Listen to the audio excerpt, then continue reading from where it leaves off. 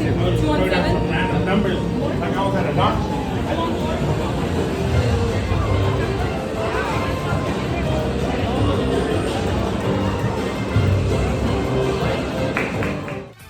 So, you're probably wondering how I ended up here. I mean, how I ended up there during opening week was past my knowledge, but Super Nintendo World was tremendous. And obviously, I like Mario Kart. My emotions right there are going absolutely crazy, being filled with that childhood sense of pure joy I never thought I'd find again. But the rest of that place is for another video, so for now, let's get back to that karting thing. And according to you, I did not tear up on that ride. Though I did play Kingdom Hearts first, it wasn't until this funny mustache man started vrooming around on my screen that my head just clicked and just decided, yep, that's my life hyperfixation. I mean, a childhood crush on Rosalina doesn't just come out of nowhere. Ever since then, I went back and forth between Mario Kart games, playing each and every single one of them and enjoying each course lovingly. Though, in the end, when it comes to which one's my favorite, I think nostalgia wins in this case. So when I heard that Mario Kart 8 Deluxe was getting a 48-track long booster course pass, I just couldn't help but think of the ones that I absolutely needed in this game. What's funny is originally there was only 3, and 2 of them are in the game right now. I mean, with Coconut Mall and Waluigi Pinball already at the ready, I'm not complaining. But again, when there's an intermittent DLC like this, everybody assembles a top 5 of the general sort of courses that they want. And obviously, I'm not short of that. The courses that I'm about to mention not only are some of my favorite past courses, but also could benefit from what I call an eightification. Obviously, Mario Kart 8, we have the largest array of mechanics, being flight, underwater levels, and as you'll see, the most critical one, zero gravity. These additions have already made certain courses in the past even better, so I hope that these on the list will benefit from that too. So without further ado, let's cue into the race. Vroom.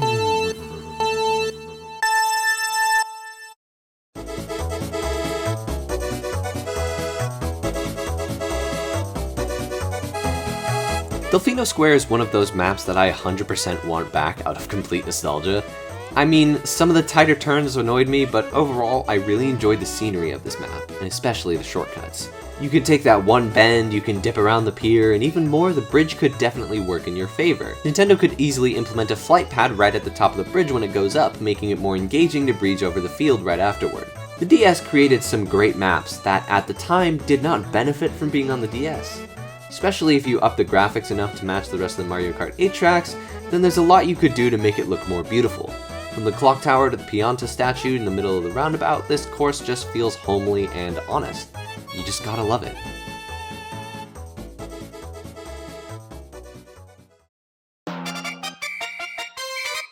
Within Mario Kart Wii, perhaps one of the most creative maps, at least in my opinion, was Koopa Cape. I loved how it was underwater, similar to that of an aquarium. It wasn't fully submerged, but the water level itself was fascinating. My personal favorite part of this track was the waterfall, which truly felt creative in terms of course layout. There was just something magical rooted in this track, especially for the time, and Koopa Cape itself felt innovative. I feel like it goes under many people's radar when it comes to great Mario Kart tracks. I mean, come on, the music.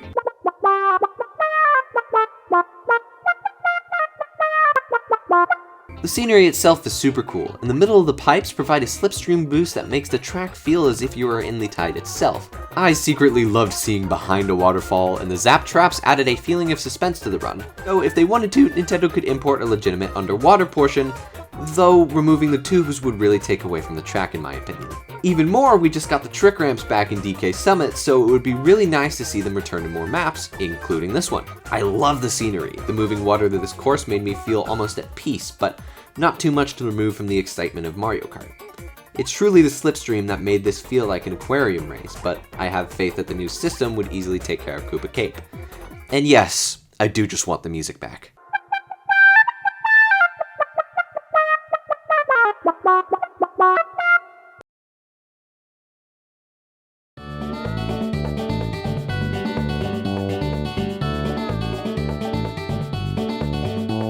If it isn't obvious already, I like the tropical themes of Mario, and even more to that point, I quite enjoyed Daisy Cruiser.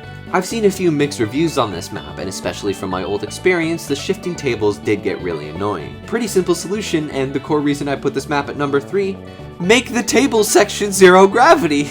Even after you leave the place and you're still inside, there's a lot that could benefit from the new system.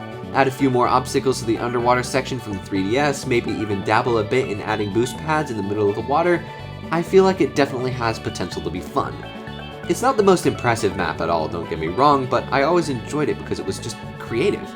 And also reminded me of racing on Hijack from Black Ops 2, but that's beside the point. Especially seeing a game like Mario Super Sluggers utilize this setting really shows just how cool of a set this place is, especially if you added the smaller details from Super Sluggers back into the course itself. Knowing the rest of the tracks though, that's reaching a little bit. Even if it is, I think this course could really benefit from being on the new system and balance out as a middle track in between some of the longer ones. And come on, wouldn't it make the perfect situation to include Funky Kong? I mean, we all know he's coming back eventually. May as well make his return ocean themed.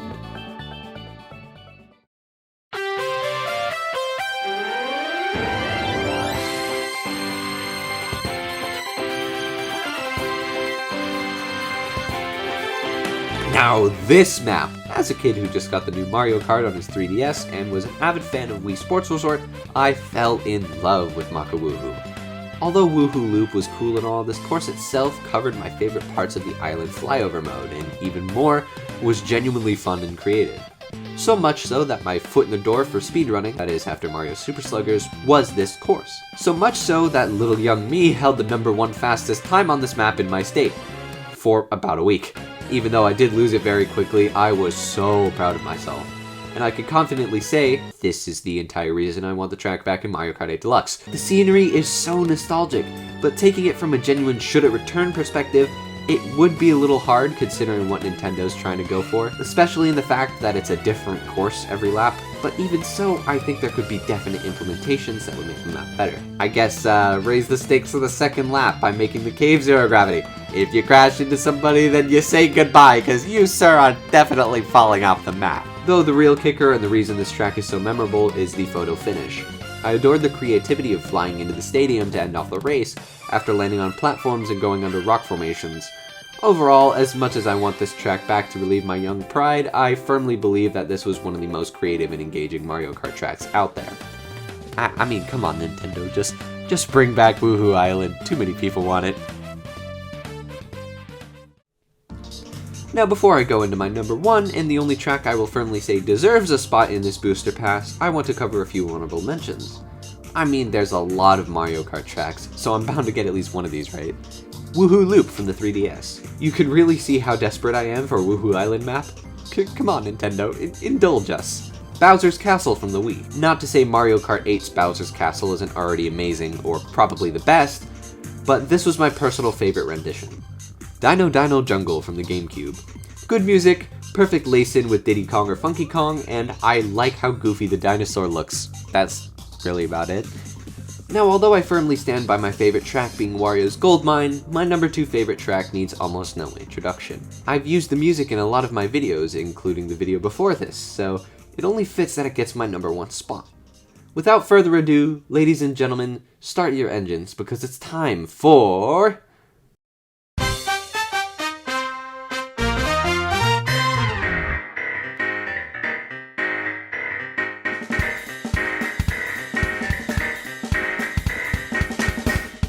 Toad's Factory has to be one of the most creative scenic drives I've seen in a Mario Kart course.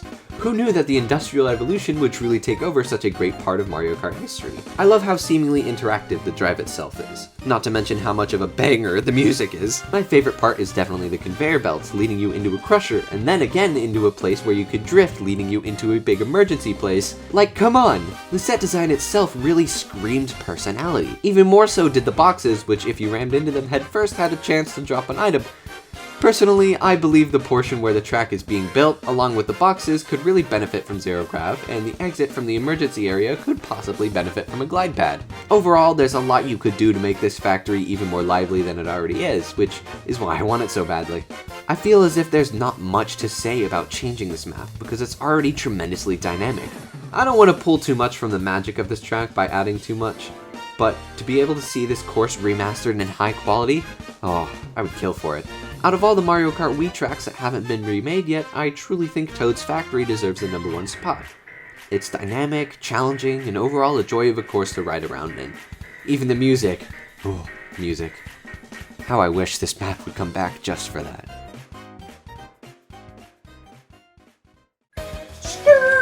Well, first place. I guess this power band really does give you a little bit of a benefit. Overall, as you can see, I love Mario Kart. It's basically what started my addiction to video games, as I mentioned earlier. I wouldn't be the person I am today without this wide array of really nerdy things that I can talk about, which is actually one of the reasons why I think Mario Kart 8 Deluxe's Booster Course Pass could really make it the Smash Ultimate of Mario Kart games. And I think it already is. And if Sora's inclusion in Smash Bros. Ultimate told me anything, it's that dreams can come true.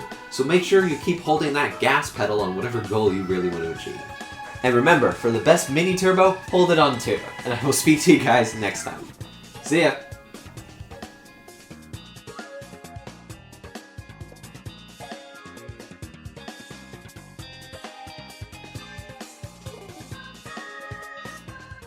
Boop, boop, boop, boop, boop, boop.